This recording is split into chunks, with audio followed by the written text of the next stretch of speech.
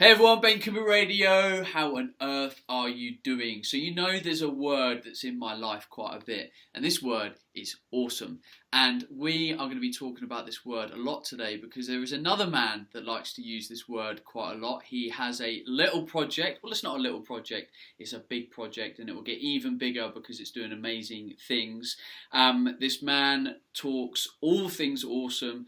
He helps people look at what they're trying to achieve in their life, what they're capable of, and I love anyone that is all about that because I think we have a lot more in us than we think, and kind of this podcast over the years has helped tease that out in lots of different ways, and we're going to do that even more today. So I better welcome the guest to the show, Mr. Danny Ben. Hello.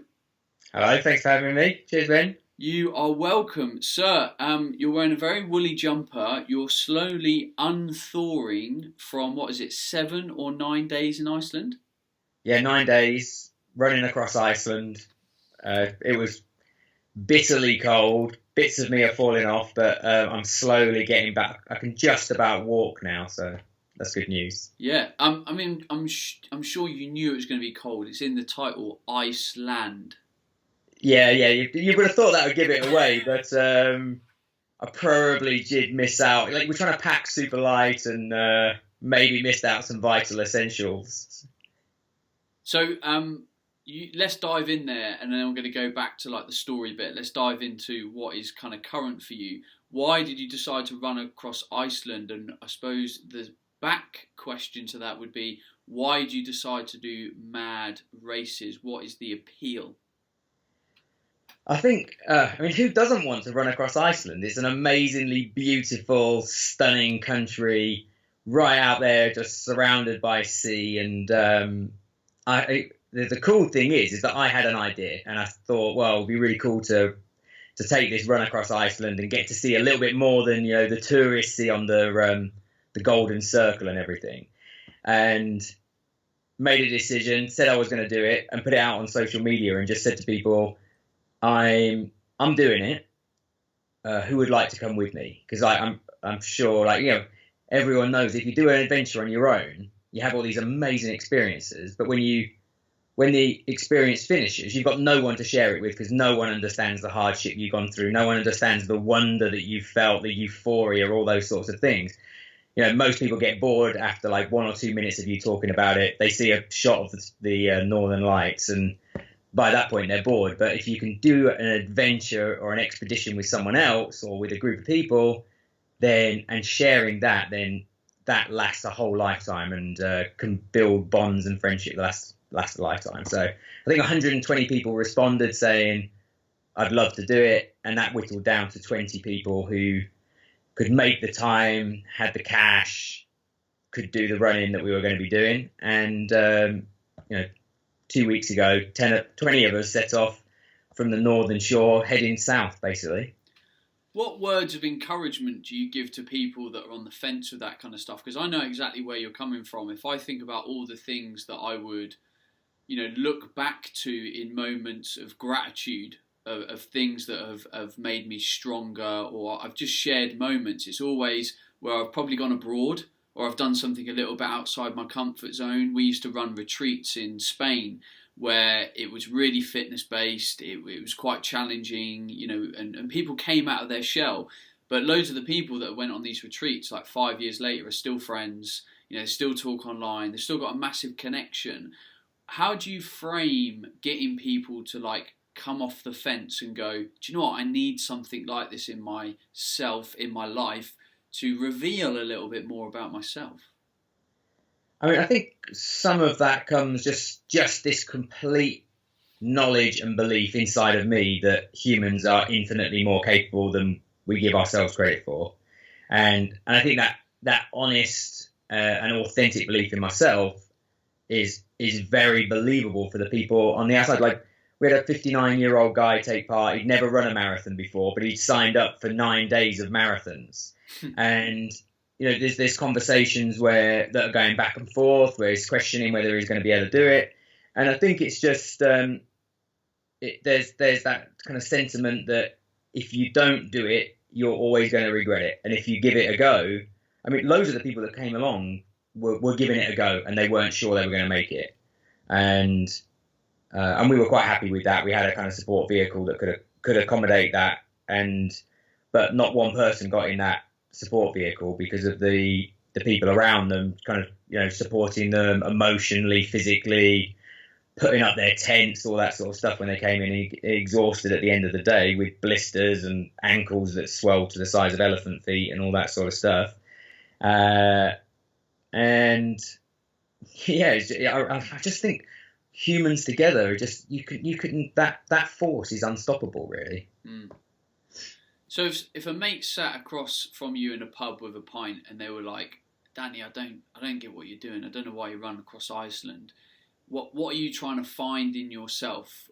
How would you answer that question? Like, what do you think you're looking for almost? Well, for me, this started tens of years back, where you just go on these small little experiences where you're camping with other people, or you're just away from society. And that, you know, one of the things I really love about it is you just pull yourself away from all this stuff that is bombarding us every single day. And, you know, on this trip particularly, like, survival was paramount. And if you're getting enough food inside you, getting any sleep at all whilst that wind's kind of blowing your tent all around. And when you're kind of struggling to survive, you're struggling to sleep, struggling to eat, all those things that are outside of our control, or the stimuli that we get in our cities and stuff, they just completely and utterly drop away. And I've just come out of a relationship and spent the last day before I flew out completely, utterly, helplessly in tears and feeling heartbroken and pained. But as soon as I was in Iceland, it just became about survival, and those things wash away, and you start realizing the true importance. And anyway, when you get a meal out there, it just tastes infinitely more tasty than anything. And we were eating dry pack rations. It was pretty disgusting food, but you're so hungry that you're like, every taste bud is like exploding. And there's so much stimulus, there's so many things we can do, there's so infinite options for food, sweets, all that sort of stuff around us, that you just forget to kind of appreciate what it is to be alive. And you just, you know, you kind of get on this treadmill of kind of work, going through life, and, you know, that treadmill just ends in death, and you don't really appreciate everything to the left and to the right of you as you're going along. But these moments, these adventures, these trips, these experiences, just it kind of focuses all your mind onto these really fine details of wonder and brilliance around you. For me, anytime I've done something like that, I find when you reflect in the moment, like when you are sitting there and you're tired and, you know, you're hungry and you're fatigued, there's this sense of like human purity, that you're really in touch with what you feel and what you're experiencing, and you have obscene amounts of time to think about your emotions as well and get really comfortable with them.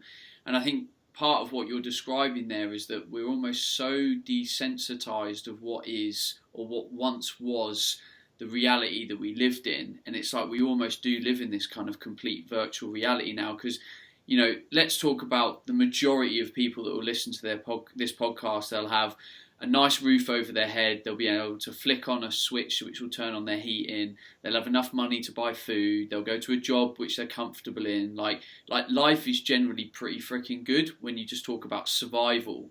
But you take all that away, and there's this purity where you have to think of like, you have to kind of think, well, this is what being a human is like almost. Like, and having to kind of face some kind of survival instinct takes you back to something that's kind of quite deep within us, but it almost doesn't get activated anymore. You don't have to turn on that instinct anymore. Yeah, I totally agree. It's like it's turning primal again, and there's just something so wonderful about that. And I don't actually know what it is, but you have. It's almost like you have to do it to experience it. and no one who experiences that doesn't want to experience it again, because it is such a wonderful feeling. Do you think it ever stops? And the reason I ask this question is some people get just more and more extreme, and it's almost like a what's next, what's harder, what's bigger, what's going to make my feet fall off or whatever. And the reason why I ask this is someone who does some similar stuff to you, you probably know of Ross Edgley. Yeah. He's been on this show before, and he recently swum around the whole of the UK. And I just looked at that endeavour and I just thought, like, no offence, I would just never do that. Like, staring at darkness in the sea, being cold, like watching some of the videos of his like tongue peeling away and stuff. That's and the one, isn't it? I was just like, that's absolutely mental. Do you think there's a point for you where it stops? Like, is there a kind of a limit for you that you're trying to test your physical ability, or it's just a case of you're quite happy to just let it be fairly extreme and you're just happy to kind of see what happens in that experience? I think for me, I love testing. I love testing that physicality, and even more than that, I love testing your mentality. Because I think let's take Iceland, the running across Iceland, for instance. Half of the way it's physical, but then you get halfway and you're like, okay, I'm broken, but I'm still carrying on. I can definitely do this physically. And then it turns into a mental task of enduring, and your body can do it, but can your mind keep your body doing it? And so that's really cool. But at the end of the day, I just love going camping, going to a nice campsite on the south coast or something like this, sitting around your tent. Other people are walking past, going to theirs. It doesn't have to be extreme, and then just going walking and just go. Even the simple thing of like just going out into the sea, going for a surf. You come back and you're hungry, and we're like, how many people actually properly feel hunger in a day anymore? Not many. And it doesn't have to be extreme. It doesn't have to be crazy. Definitely doesn't have to be extreme with surfing with me. I just like small waves, otherwise I get really scared. But like that stuff with Ross, I mean, you see people who are doing that. Most people are really dry human beings, and they're probably trying to prove something to their dad or something from childhood. But Ross is just such a bubbly, lovely character, isn't he? Like, well, I met him and we were just chatting away, and I was blown away by what a nice guy he was. He doesn't seem like he has that kind of that crazy mental or almost damaged drive. It's pure joy, isn't it, that he's doing, which I think makes him very, very unique and probably why he's hugely celebrated. But there's a part of me now that I keep thinking about, wait, if you can run across Iceland, you can just carry on and run around the world. A 2-year kind of endeavour, and I know my body can do it. I love the way that you get to see loads of different people, meet different communities. You experience that kind of beauty of humanity where people invite you in or give you a meal on the way and all that sort of stuff.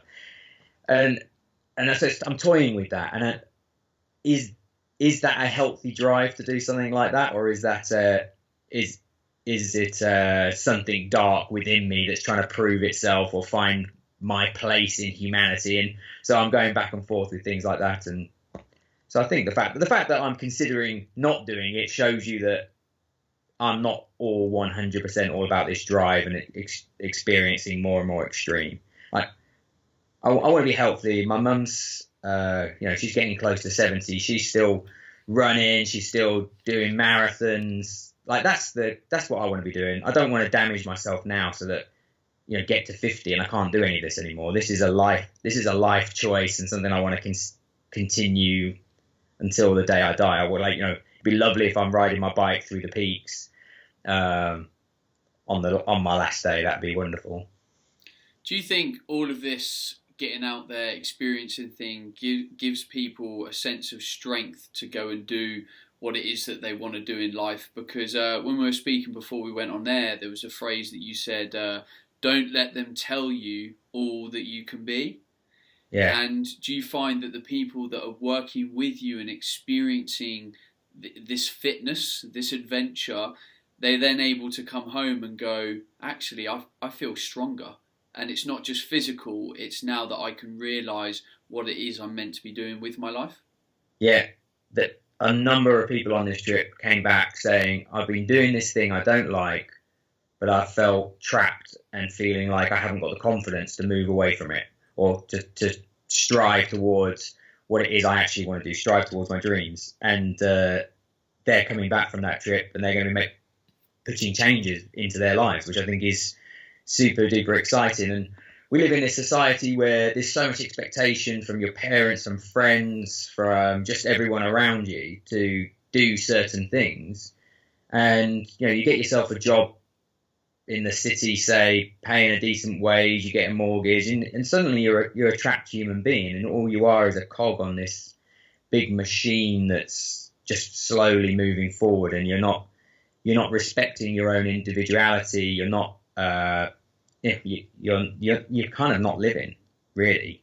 That's my personal opinion, and I'm sure loads of people are finding their joy outside of that work. But if you're spending 8 hours a day doing one thing that you don't enjoy, or, you know, at worst you absolutely hate, but you're too scared to get out of it. If you can come and do something with me, with you, with Ross, whatever is going on, and just be inspired and given that possibility that you can achieve more than you are doing right now, then and really achieve more in your own happiness. I think that's a really important thing. It doesn't have to be physical. It can be music. It can be art. It can be philanthropy. Whatever it is that ticks all your boxes. I just think push all your limits until you find that limit, and then keep at it, really. So with everything that you do, and with Project Awesome, which we'll come on to later, what is it that turned the kind of scales for you? Like, was there a point where you were doing something that you hated and you were like, fuck this, like I need to go and do this, and then it kind of just turned itself into you having a message of trying to get other people to do this stuff? Yeah, that's exactly it. I spent my kind of 20s, well, I was competing for Team GB at triathlon and went on this training camp, and I was cycling along, clipped the wheel of the guy in front, it flipped my bike, and I ended up going straight over this cliff and fell probably 10 meters onto jagged rocks, which I should be dead, basically. And somehow I was able to kind of get up and walk away from that incident. But I was very, very aware that I should be dead. And so it was almost like, and I was working, I've got a maths degree, so I went, and a few of my friends from the course were going into corporate finance. So I went into corporate finance. I just kind of was like, oh, okay, that's what you do. And I used to cry at my desk and cry on the way to work, thinking, is this all there is? I'm 21 years old, and I'm looking ahead like 50 years until I stopped doing this corporate finance job, and it was just horrendous. But anyway, my way of escape was my cycling, my running, and this fall I just drew a line and was like, I could be dead.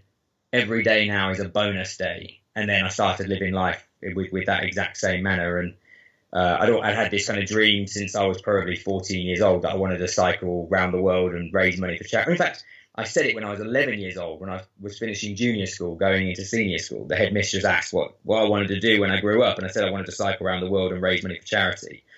And as soon as I got up from that crash, that fall off the cliff, I quit my job, jumped on my bike, headed off 9,000 miles to southern India, cycling from London.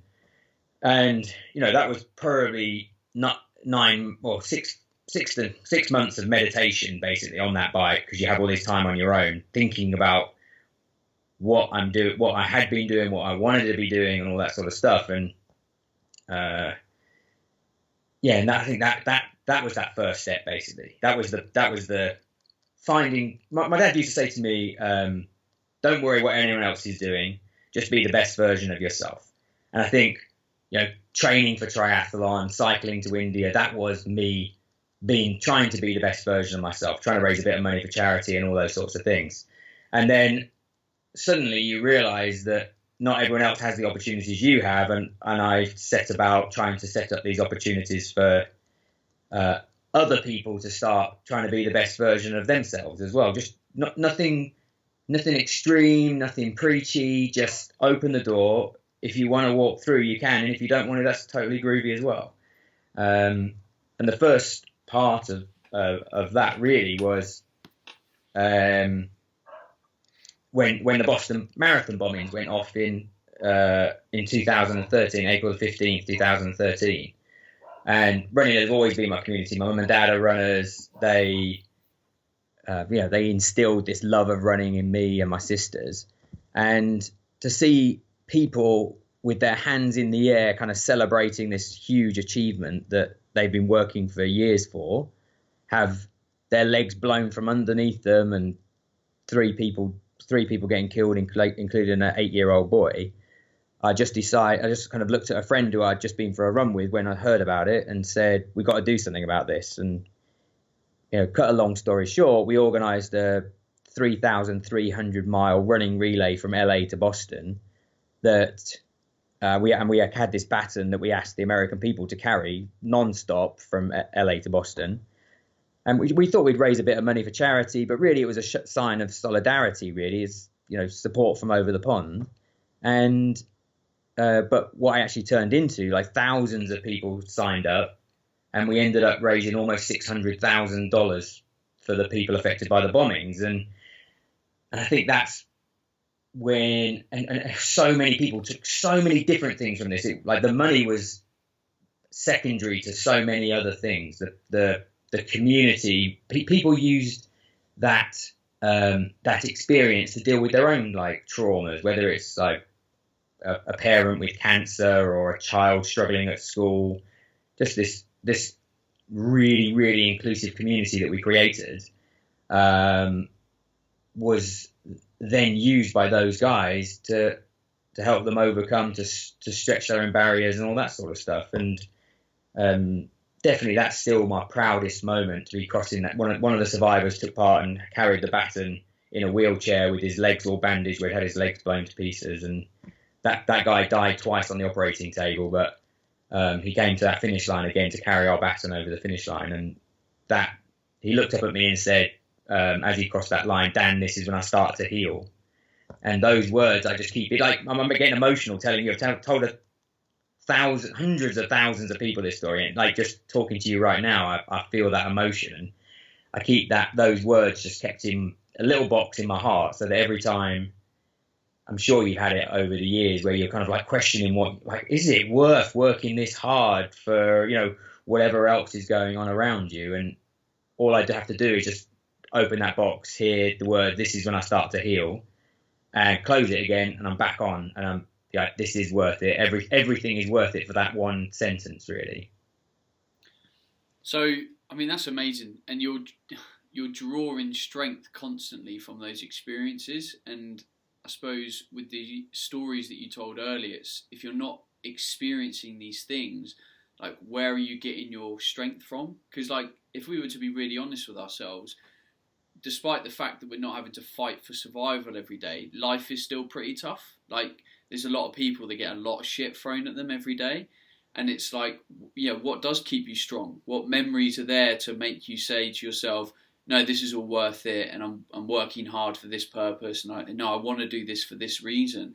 If you haven't experienced a lot of that, you kind of don't really know where to draw your gratitude for what you kind of do have.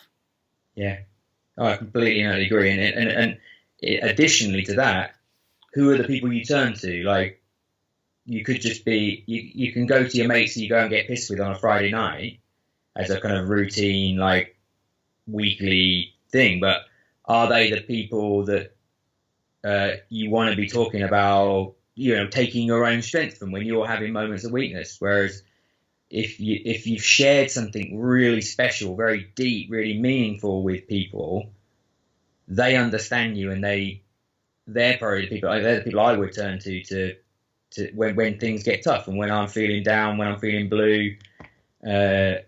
And they're the people that can just pick you up, because they just remind you of these experiences that you've shared and the strengths you took from it. So what is coming next? There's obviously stuff that you're always toying with, loads of different ideas. What's in the pipeline? Yeah, I mean, it's kind of quite fairly clear, which is really nice because it's a blank canvas. And so with that relay concept, we've repeated it a few times. We've done it in London to help raise money and awareness for gang culture and homelessness, and that just kind of creates another community that's super strong. We've been repeating that every year. There's ideas of pushing that out to different cities, and there's this like solo Danny run around the world that keeps playing over and over in my head. But there's also can we take a baton all the way around the world just by the power of the running community? And that's really what I'm after. We're not talking about people from Illinois passing to people from Ohio or whatever. We're talking about someone from Israel passing this baton to a Palestinian, or a Russian passing to a Ukrainian. And if you can start showing that, something incredible like carrying a baton all the way around the world by foot power is achievable if we all work together, then what a great message that is to governments, to business, to all those sorts of people who are, in my opinion, just causing bloodshed and chaos for completely irrational reasons. And I think that unity, the bringing together of humans, is definitely something that's very high on my agenda. But then also, there's always going to be other trips. We're already talking about where we're next going to take a group of people for a life-changing experience, and whether that's the Sahara or northern Norway, Finland, Sweden, or whether we go to Greenland. All these sorts of ideas are already popping up.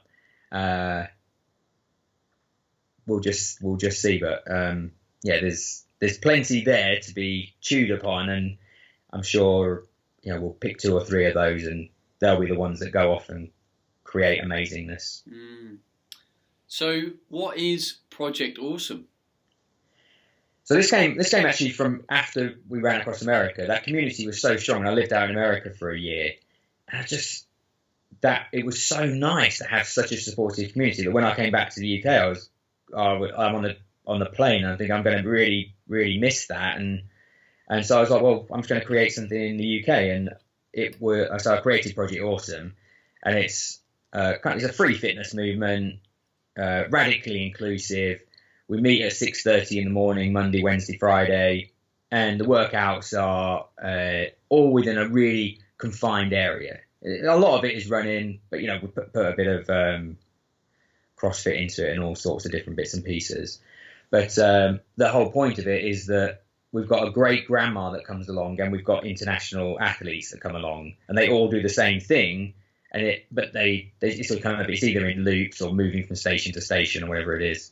And if you press pause at any one point, you wouldn't know who was in the lead, and no one really cares anyway. And in fact, the people who are pushing themselves, are new to pushing themselves, they're the ones that get celebrated the most, really, rather than the people that are achieving most. And so that's Project Awesome. It started, just 2 of us turned up, and then we've had up to 200 people outside the mayor's office at City Hall doing these sessions on a kind of weekly basis, and we get bands down. We have all sorts of stuff goes on, and it's really in one way it's just a way for me to express the creativity that's inside of me.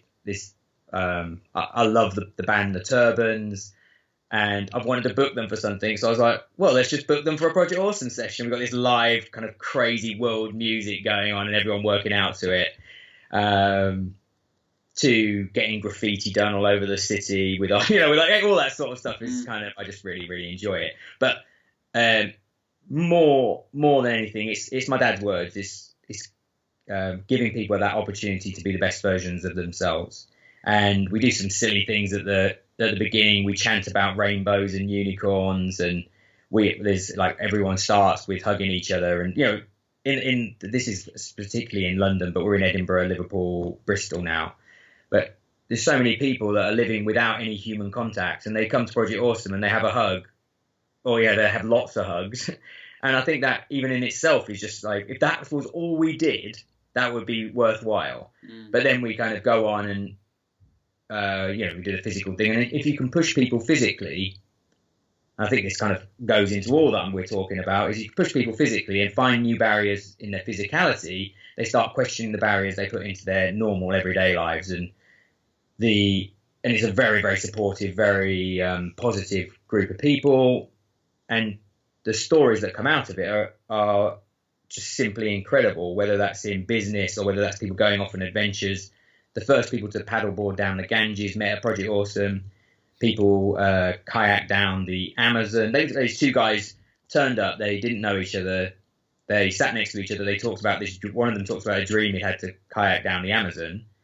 And a few months later, they stopped coming to Project Awesome, which is a bit sad. But 6 months after that, they came back and stood up and told us the story of kayaking down the Amazon.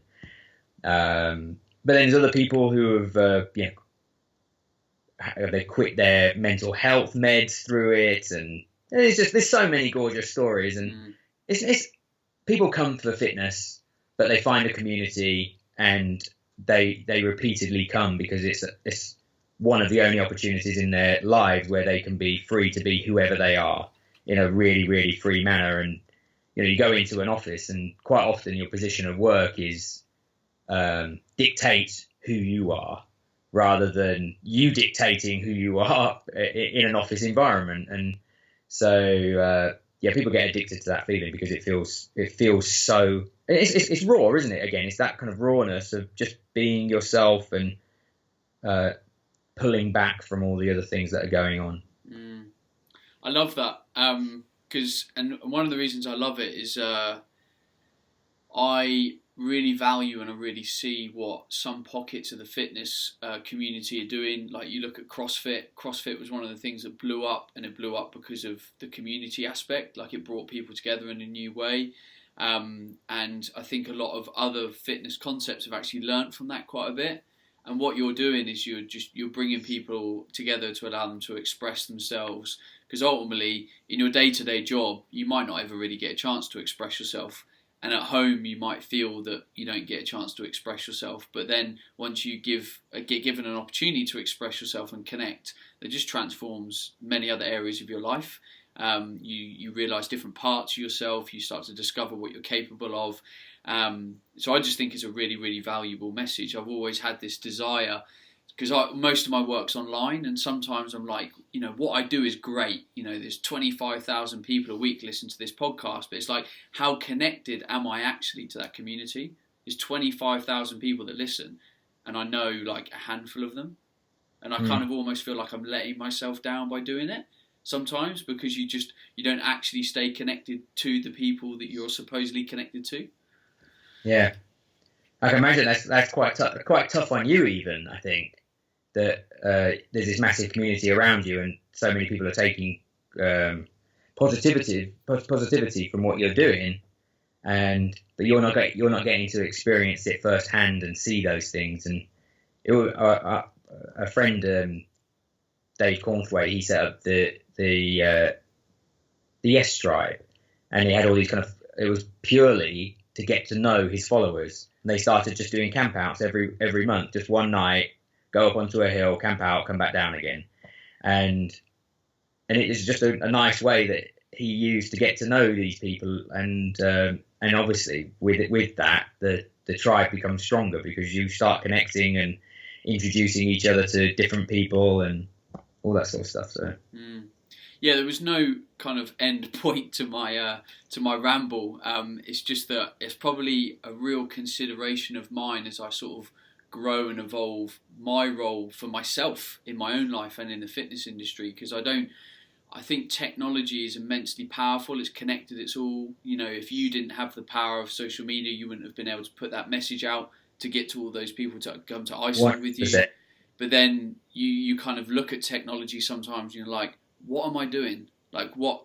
I've just spent an hour on social media. Like, have I got anything from it? Did I experience anything?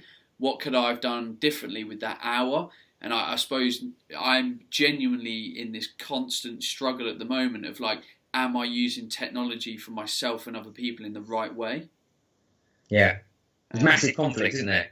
Like there is. all of these things, like Project Awesome was spread through Facebook, and the run across America, me nor the girl I organised it with knew anyone in America, 0 people, and it was only because of social media that we were able to reach into these people's lives and give them the opportunity to get involved.